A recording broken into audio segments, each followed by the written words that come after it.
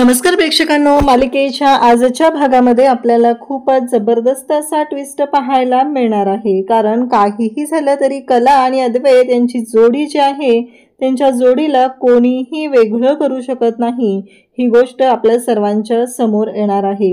हे सगळं कशा पद्धतीने होणार आहे, जरी राहुलने आता हिरे चोरलेले असले तरीही कला अद्वैत कशा पद्धतीने ते सगळं जे काय आहे ते कशा पद्धतीने करणार आहेत, मॅनेज कसं करणार आहेत, ती चोरी कशी लवकरात लवकर समोर येणार आहे हे आपल्याला पाहायला मिळणार आहे। त्यासाठी प्रेक्षकांनो हा व्हिडिओ शेवटपर्यंत पहा। त्याचबरोबर चॅनलवरती नवीन असाल तर चॅनलला सबस्क्राइब करा, व्हिडिओला लाईक करा। तुमचा लाईक हा आमच्यासाठी लाख मोलाचा आहे। तर इकडे कला आणि अद्वैत हे ऑफिसमध्ये आलेले आहेत आणि अद्वैत मात्र इम्प्रेस आहे। अद्वैत म्हणतो की मिस्टर स्वामीनाथन जे आहेत त्यांना आपल्या टीम वर्क जे आहे ते खूपच आवडत आहे। त्यावेळेस तो म्हणत असतो की असंच जरा व्यवस्थित काम करत जा, वेंधळेपणा जरा कमी करत जा, असं तो कलाला सांगत असतो। आणि त्याच वेळी कला अद्वैतकडे पाहत असते आणि मग अद्वैतच्या शर्टचं बटन तुटतं। अद्वैतच्या शर्टचं बटन तुटलेलं असतं आणि कला त्याला म्हणत असते काय झालं, तेव्हा अद्वैत तिला म्हणू लागतो की शर्टचं बटन तुटलेलं आहे।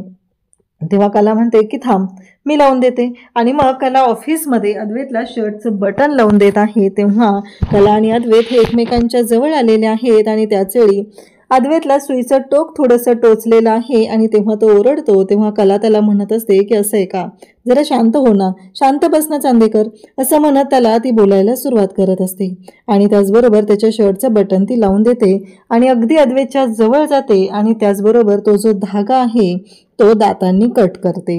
तेव्हा अद्वैत आणि कला एकमेकांकडे पाहत असतात। अद्वैत आणि कला या दोघांनाही तेव्हा खूप छान वाटत असतं।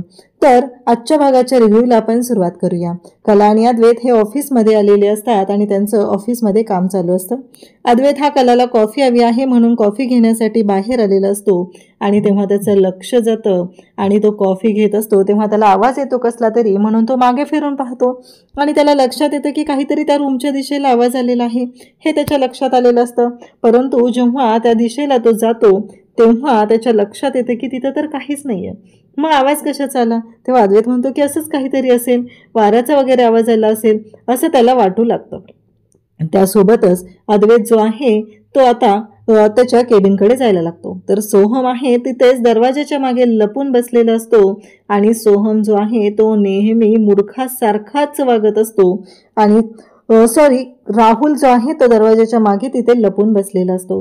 तो नेहमी मूर्खासारखा वागत असतो, त्याला फक्त त्याचा स्वार्थ पडलेला असतो, त्याला त्याच्या गोष्टी पडलेल्या असतात आणि तेच त्याला हवं असतं। यासाठी त्याचे हे सगळे नखरे चाललेले असतात। ते हिरे त्याला चोरायचे आहेत, आज काहीही झालं तरीही हिरे चोरल्याशिवाय काय तो शांत बसणार नाही, अशा कंडिशनला तो असतो। त्यानंतर आपल्याला पाहायला मिळतं की राहुल आहे तो आता ते लॉकर उघडतो, म्हणजे लॉकरची रूम आहे ती उघडतो आणि ती रूम उघडल्यानंतर तो आतमध्ये जातो। आता त्याच्या पुढे खूप मोठा टास्क असतो, कारण आता लॉकरची रूम तरी त्याने उघडलेली आहे, पण पुढची गोष्ट महत्त्वाची आहे ती म्हणजे त्या लॉकरचा पासवर्ड। आता तो पासवर्ड कसा तयार करायचा, पण राहुल आणि तो जो मिस्टर परांजपे आहे ते एवढ्या पुढच्या लेवलला गेलेले आहेत की त्या दोघांकडे सगळ्या आयडिया आहेत। प्रेक्षकांनो विचार करा तुम्ही, असं काहीतरी सोल्युशन आहे की जे सोल्युशन आहे ते टाकल्यानंतर एक महत्त्वाची गोष्ट घडते, ती म्हणजे एखाद्या मशीनचा जो पासवर्ड असतो तो पासवर्ड जो आहे तो तिथे त्या पासवर्डमध्ये असलेले जे नंबर्स असतात ते नंबर्स तिथे डिस्प्ले होतात आणि त्याचं कॉम्बिनेशन करून तुम्हाला तो पासवर्ड जनरेट करायचा असतो आणि राहुलने ते सोल्युशन आणलेलं असतं। ते सोल्युशन ते पासवर्ड जे आहे त्याच्यावरती टाकलं जातं, तिथं डिस्प्ले होतं नंबर 2489, या कॉम्बिनेशनमध्ये पासवर्ड असणार आहे। ही गोष्ट आता तिथं क्लिअर झालेली असते आणि आता पासवर्ड आहे तो मिळवायचा असतो, पासवर्ड आहे तो शोधायचा असतो, तो कसा क्रिएट करायचा हा खूप मोठा जीव असतो, हा खूप मोठा टास्क असतो। आणि मग राहुल जो आहे तो पासवर्ड आहे तो तिथे जनरेट करत असतो, क्रिएट करत असतो।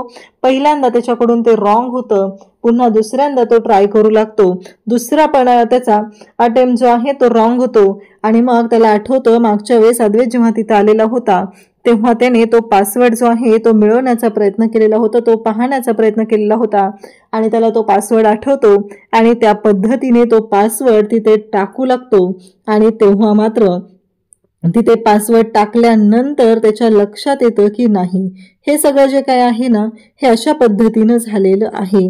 तेव्हा त्याला खूप राग आलेला असतो आणि त्याचं असं म्हणणं असतं की हे आता ओपन झालेलं आहे. आता तिजोरी ओपन होते तेव्हा तो खुश होतो, कारण फायनली त्याच्या मनाप्रमाणे गोष्टी झालेल्या असतात आणि तो तिथे म्हणू लागतो की चला आता आपलं काम झालेलं आहे. म्हणजे आता लवकरात लवकर आपल्याला एक गोष्ट करायची आहे आणि ती म्हणजे यातले जे हिरे आहेत ते काढून घ्यायचे आहे आणि अद्वैतची वाट लावायची आहे, असं त्याने ठरवलेलं असतं आणि त्यासाठी त्याची ही सगळी तयारी चाललेली असते.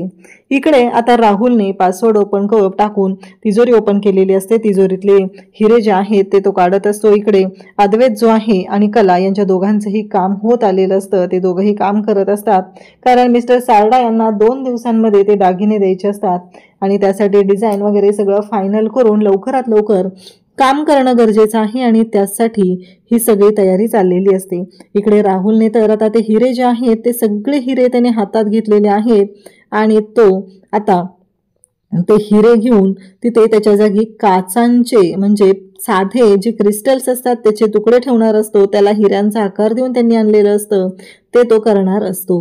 म्हणजे जराही त्याने विचार केलेला नसतो की या सगळ्यामुळं काय होणार आहे, चांदेकरांची इज्जत जाणार आहे. म्हणजे स्वतःला चांदेकर चांदेकर म्हणवणारा हा जो राहुल आहे त्याने आता स्वतःचीच इज्जत घालवण्याचा प्रयत्न केलेला असतो, पण ऑब्विसली तो चांदेकर नाहीये हे त्याला दाखवून दिलं जातं आणि तो फडतरे आहे ही गोष्ट मात्र तो विसरलेला असतो. जेव्हा पैसा वापरायचा असतो तेव्हा त्याला चांदेकरांचं नाव हवं असतं, चांदेकरांची प्रॉपर्टी हवी असते, पण जेव्हा खरंच वेळ येते तेव्हा मात्र तो चुकीच्या पद्धतीने वागत असतो.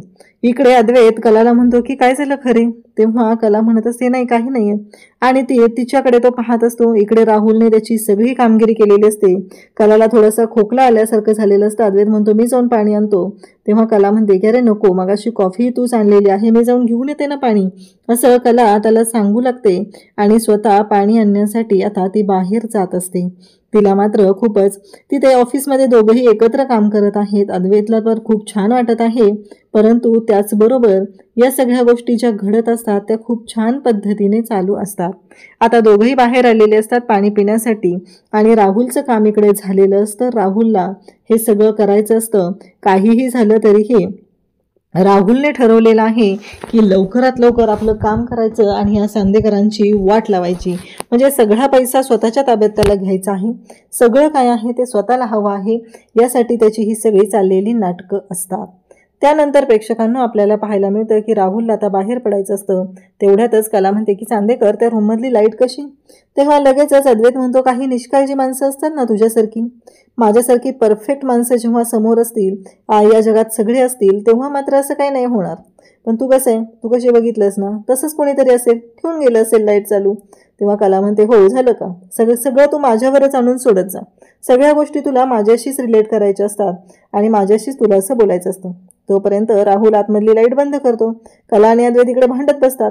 म्हणजे एवढा त्यांना शंका येत आहे, असं काहीतरी घडत आहे, पण त्या दोघांपैकी एकाचीही अशी इच्छा होत नाही की आपण जे लॉकर आहे म्हणजे लॉकर रूम आहे तिकडं जावं आणि तिथं काही घडतंय का ते पाहावं, असं दोघांनाही वाटत नाही.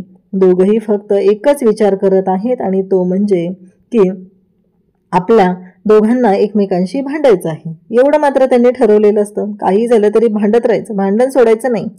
त्यानंतर आपल्याला पाहायला मिळतं की दोघेही ऑफिसमध्ये येतात. ऑलमोस्ट काम पूर्ण होत आलेलं असतं. कलाही म्हणत असते की हो चांदेकर, बऱ्यापैकी आपलं काम पूर्ण झालेलं आहे आणि दोघंही आता जायला निघणार असतात.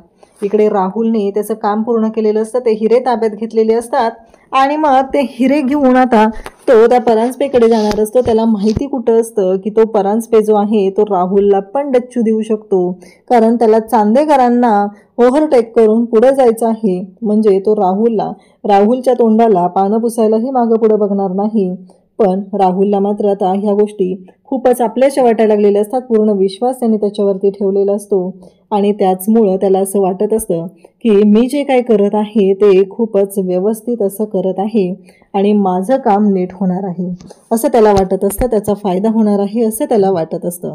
इकडं कला आणि अद्वैत दोघंही काम संपवलेलं असतं आणि ते निघालेले असतात. त्याच वेळी सोहम जो आहे तो घरी टेन्शनमध्ये असतो. नुसतीच रजनी येऊन त्याला बोलून गेलेली असते की तू नवरा म्हणून तुझं कर्तव्य पार पाडत नाही, तो चुकीच्या पद्धतीने वागत आहे वगैरे. हे सगळे विचार त्याच्या डोक्यात चालू असतात.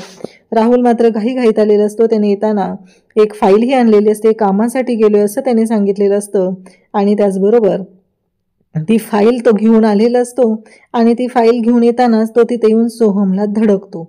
सोहम म्हणत असतो की राहुल दादा, एवढ्या उशिरा तू कुठे गेलेलास? तेव्हा तो म्हणतो की नाही रे, काही नाही, असं तो बोलत असतो. तेवढ्यातच अद्वैत तिथे येतो आणि त्याचबरोबर इकडे पाहायला मिळतं की जेव्हा हे सगळं घडत असतं तेव्हा अद्वैत तिथं म्हणतो की नाही रे, आम्ही एकत्र नव्हतो गेलो. आणि त्याचबरोबर अद्वैत तिथं बोलायला सुरुवात करतो की तो त्याच्या मित्राची इमर्जन्सी होती ना काहीतरी, तिकडं गेलेला होता. अद्वैत असं सांगत असतो. तेव्हा मात्र राहुल म्हणतो की हो. आणि मग अद्वैत म्हणतो काय रे, तुम्ही दोघं काय पार्टीचा प्लॅन वगैरे करताय की काय एकत्र थांबून? तेव्हा सोहम म्हणतो नाही रे, मी असंच बाहेर होतो. राहुल म्हणतो नाही नाही, मी चाललो. राहुलला तर तिथे थांबायचं नसतं, कारण त्याला माहिती असतं की त्याने काय गोंधळ घातलेला आहे आणि काय काय केलेलं आहे. त्याच्यामुळं राहुल आता तिथून सटकायचा प्रयत्न करत असतो. इकडे राहुलने आता हिरे तर चोरलेले आहेत, पण आता पुढे काय होणार? चांदेकरांना एवढी मोठी ऑर्डर आलेली आहे. कला आणि अद्वैतनं मिळून हे सगळं प्लॅन केलेलं आहे, सगळं डिझाईन रेडी आहे, सगळ्या गोष्टी त्यांनी केलेल्या आहेत. पण आता पुढे काय, हा मोठा प्रश्न आहे.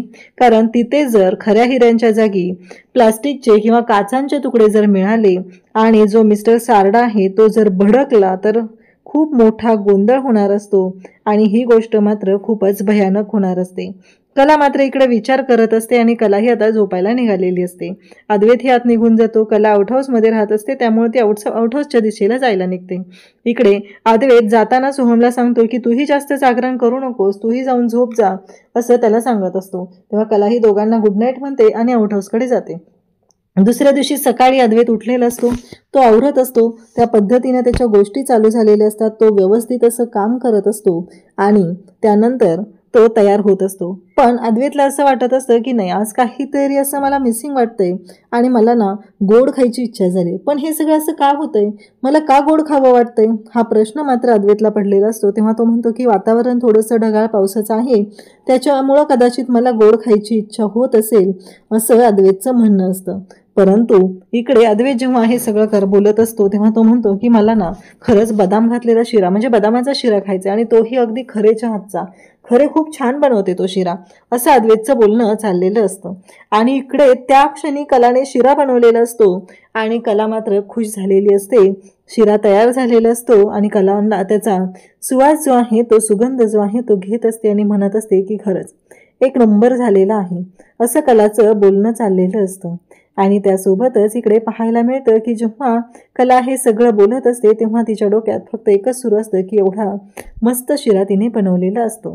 त्यासोबतच कला म्हणते की चला हे सगळं आता चांदेकरांकडे ब्रेकफास्टला देते, कारण कला आज खूप दिवसानंतर आलेली असते आणि त्यामुळंच तिने ठरवलेलं असतं आणि त्या पद्धतीनं गोष्टी सुरू केलेल्या असतात. कामाची सुरुवात तिनं केलेली असते आणि हे सगळं घडत असतं. कला अद्वैतला फोन करते आणि अद्वैतला म्हणते की चांदेकर जरा इकडे रे, खाली ये. तेव्हा अद्वैत म्हणतो काय, कुठे?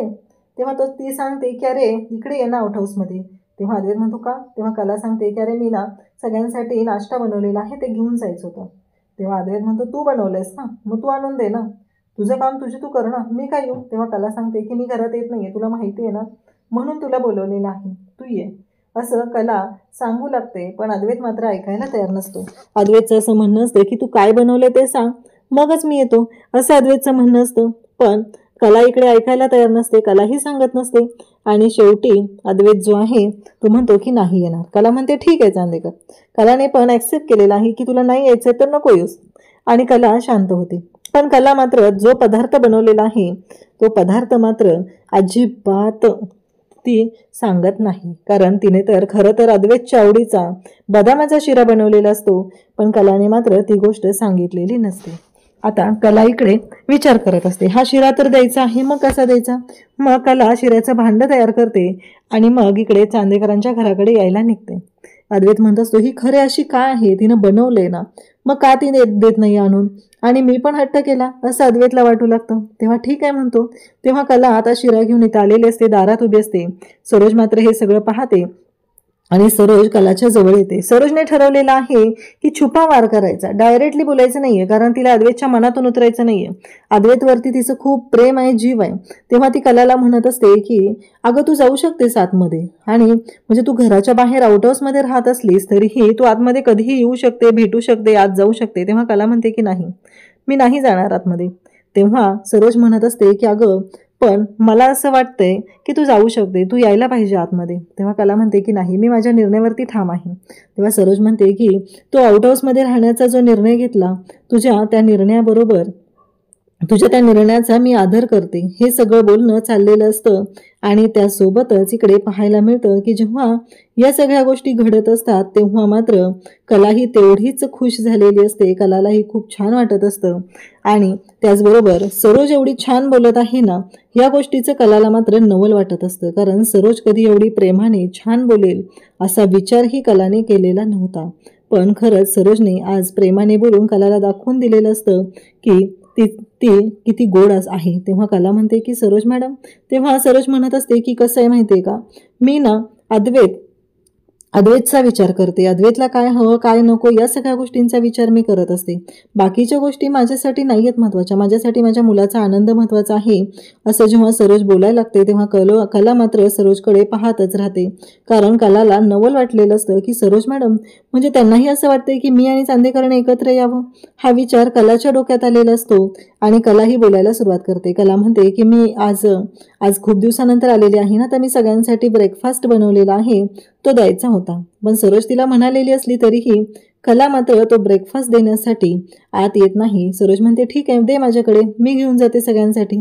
असं म्हणत कला तो ब्रेकफास्ट आहे तो सरोजकडे देते आणि सरोज तो ब्रेकफास्ट सर्वांसाठी घेऊन जाते.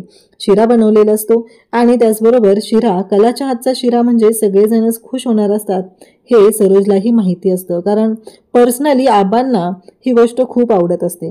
कला पाहत असते, कला म्हणत असते जर सरोज मॅडमना पण आमच्या नात्याबद्दल असं वाटत असेल तर खूप चांगली गोष्ट आहे ना, असं कला विचार करायला लागलेली आहे आणि कलाच्या डोक्यात हे सगळं सुरू झालेलं आहे. कलाला खूप छान वाटत आहे. फायनली कुठेतरी ह्या सर्व गोष्टी खूप छान पद्धतीने घडत आहेत असं कलाला वाटत असतं. मग कलाला सरोज जेव्हा शिरा घेऊन आत येते तेव्हा मात्र आबा विचारतात की अगं सरोज हे काय आहे, हे कोणी दिलं? तेव्हा सरोज सांगते की हे कलाने दिलेलं आहे, तिने सर्वांसाठी शिरा बनवलेला आहे, तो शिरा मी इथे घेऊन आलेली आहे. तेव्हा आबा म्हणतात काय, म्हणजे आबांना प्रश्न पडलेला आहे की कला नुकतीच आलेली आहे तरी एवढा फरक पडलाय की सरोज तिच्याशी प्रेमाने वागायला लागलेली आहे. त्याचबरोबर सरोजने पर्सनली सारडाच्या प्रोजेक्टसाठी कला आणि अद्वैत जे काम करत आहेत, टीमवर्क करत आहेत, त्याचंही कौतुक केलेलं असतं, कारण सरोजला गोड बोलून काटा काढायचा आहे, गोड बोलून सर्व गोष्टी करायच्या आहेत हे तिनं ठरवलेलं असतं. त्यासोबतच इकडे आपल्याला पाहायला मिळतं की श्रीकांतकडे रजनी आलेली असते आणि रजनी म्हणत असते की अहो माझं एक काम होतं, तुम्ही जरा सोहमशी बोलता का? तेव्हा तो म्हणतो की काय? तेव्हा ती म्हणते त्याचं नुकतंच लग्न झालंय ना, मला असं वाटतंय की तुम्ही त्याच्याशी बोललात तर जरा बरं होईल. तेव्हा तो म्हणतो की आता बाहेर एवढं मी मार्केटिंगचं बघत असतो, सगळं मीच करत असतो आणि आता हेही काम मीच करायचं आहे, तुला एवढंही जमत नाहीये का? तू बोलून घे ना त्याच्याशी, काय बोलायचंय ते. आणि असं ओरडूनच तो बोलायला सुरुवात करतो. बिचारी रजनी शांतपणे त्याच्याशी बोलत असते. तिथंच टेबलवरती सरोज आबा असतात आणि सगळ्यांच्या समोर तो तिचा अपमान करत असतो. बिचाऱ्या रजनीला सवय झालेली असते, कारण श्रीकांत कधीच तिच्याशी नीट बोलत नसतो. तेव्हा आबा विचारतात काय झालं? तेव्हा श्रीकांतने स्पष्टपणे सांगितलेलं आहे. रजनीचं असं म्हणणं असतं की आता मुलाचं लग्न झालेलं आहे, तेव्हा मुलगा आणि वडील हे मित्र होतात, एवढ्या सगळ्या गोष्टी छान पद्धतीनं घडत असतात, मग हे असं का, असं बोलणं सुरू असतं. पण इकडे तो काही ऐकायला तयार नसतो. तेवढ्यातच अनामिका आलेली असते आणि मग रजनी अनामिकाला विचारते. अनामिकाला म्हणू लागते की अगं तुझं आणि सोहमचं काही बोलणं झालं का? तेव्हा अनामिका म्हणते की नाही, तुम्ही कशाबद्दल बोलताय? तेव्हा ती म्हणते की नाही, मी असंच विचारते तुला, तुमच्या दोघांचं काही बोलणं झालं का? तेव्हा तिचं म्हणणं असतं की नाही, आमच्या दोघांचं काहीच असं खास असं बोलणं झालेलं नाही, असं अनामिकाने सांगितलेलं असतं. तेव्हा सोहमकडे ती पाहत असते, कारण तिने सोहमला सांगितलेलं असतं की तू अनामिकाशी बोलून घे, अनामिकाचं काय म्हणणं आहे ते ऐकून घे. परंतु सोहमने ते बोलणं केलेलं नसतं आणि त्यामुळं आता रजनीला थोडासा राग आलेला असतो आणि रजनी रागाने त्याच्याकडे पाहत असते. तेवढ्यात अद्वैत तिथं आलेला असतो आणि अद्वैत म्हणत असतो की आज काय आहे ब्रेकफास्टला. जेव्हा अद्वैतला कळतं की ब्रेकफास्टला बदामाचा शिरा आहे तेव्हा तो म्हणतो की रजनी काकी खरंच मानलं तुला, टचकन डोळ्यात पाणी आलं बघ माझ्या, मला ना असाच बदामाचा शिरा खायचा होता खरंच, असं तो म्हणू लागतो, कौतुक करू लागतो. तेव्हा ती म्हणते की अरे मी नाही केलेला हा शिरा, म्हणजे शिरा हा बनवून आलेला आहे तिकडून तुझ्यासाठी, असं म्हटल्याबरोबर इकडे अद्वैत म्हणतो काय. तेव्हा ती सांगते की हो हा शिरा जो आहे तो कलाने बनवून पाठवलेला आहे. अद्वैतला धक्का बसतो. अद्वैत म्हणतो काय, तिला कसं कळलं मला शिरा खायचा होता, हा प्रश्न अद्वैतला पडलेला असतो आणि अद्वैत ते विचारात घेत असतो. त्यानंतर आपल्याला पाहायला मिळतं की जेव्हा अद्वैत हे सगळं बोलत असतो तेव्हा मात्र इकडेच रजनी त्याचबरोबर सगळेजण तिथे असतात आणि अद्वैत म्हणतो की मला ना काय माहिती, पण एरवी ओट्स वगैरे खाणारा अद्वैत आज शिरा पाहूनही एवढा खुश झालेला आहे, हे पाहून मात्र सगळ्यांनाच कौतुक वाटायला लागलेलं असतं. सगळेजणच अद्वैतकडे पाहत असतात. अद्वैत म्हणत असतो की वातावरण तसं आहे ना, त्याच्यामुळे मला असं वाटलं की आज शिरा खायला पाहिजे, असं तो बोलत असतो. मग अद्वैत आता शिरा खायला घेत असतो. इकडे कलाही शिरा खात असते. कलाही खुश झालेली असते. कलाने स्वतःच्या हाताने तो बनवून सर्व चांदेकरांसाठी दिलेला असतो आणि ह्या सगळ्या गोष्टी घडत असतात. त्यासोबतच इकडे पाहायला मिळतं की अद्वैत आणि कला आता ऑफिसमध्ये आलेले आहेत. अद्वैत कलाला म्हणत असतो की स्वामीनाथन यांनाही आपलं टीमवर्क खूप आवडत आहे, खूप छान पद्धतीने आपण काम करत आहोत, असं अद्वैत कलाला सांगत असतो.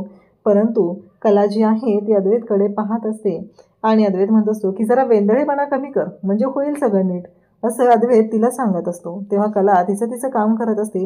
फायनली अद्वैतची जी इच्छा होती की कलाने ऑफिसमध्ये आलं पाहिजे, घरी आलं पाहिजे, कला माझ्या डोळ्यासमोर असली पाहिजे, ती इच्छा इथं पूर्ण होत असते आणि अद्वैत मात्र जाम खुश होत असतो. तर आता आपल्याला पाहायला मिळणार आहे की अद्वैतची इच्छा पूर्ण तर झालेली आहे, पण आता पुढे अद्वैतचा काय प्लॅन असतो. त्यानंतर अद्वैत शर्टचं बटन हातात पकडलेलं असतं आणि त्याच्या शर्टचं बटन तुटतं. तेव्हा कला म्हणते की काय झालं. तेव्हा अद्वैत सांगतो की बटन तुटलंय. म्हणजे आता वेंधळेपणा कोण करायला लागले प्रेक्षकांनो, तर वेंधळेपणा करायला लागलेला आहे तो अद्वैत. आणि मग कला म्हणते की थांब जरा, आणि मग कला अद्वैतच्या शर्टचं बटन आहे ते लावून द्यायला तिथे तयार होते. म्हणजे कला बायकोचं जे कर्तव्य आहे ती सगळी कर्तव्य पूर्ण करत असते आणि अगदी प्रेमाने ह्या नात्याचा तिने स्वीकार केलेला असतो. फक्त तिचा जो मान असतो तो तिला मिळाला पाहिजे आणि त्याचबरोबर त्या मानाने तिला घरात यायचं आहे. ज्या मानाने अपमानित होऊन ती घराच्या बाहेर पडलेली होती म्हणून तिने थांबलेली असते. आणि ऑफिसमध्येच कला आता अद्वैतच्या शर्टचं बटन लावून देते. दोघंही रोमॅन्टिक झालेले असतात. कला ही अद्वैतच्या खूप जवळ आलेली असते. अशाच अपडेटसाठी चॅनलशी कनेक्टेड राहा. थँक्यू.